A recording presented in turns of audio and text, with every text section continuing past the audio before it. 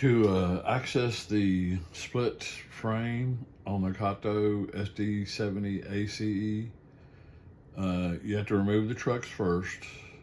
It's possible that the little pieces will still be in there, so you just have to, I got them out with a screwdriver, but I guess you could loosen the frame. First you have to take the trucks off, and then you hold firmly onto the frame, and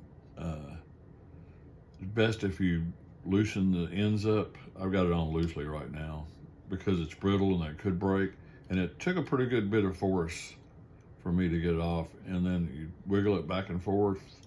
Like I said, it took a good, and then the tank comes off with the additional framing, and now you can get to the split frame and take it completely apart if you need to.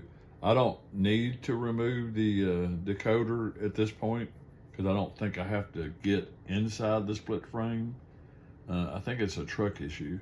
And also the little connector pins fell out too, so I'll have to replace those.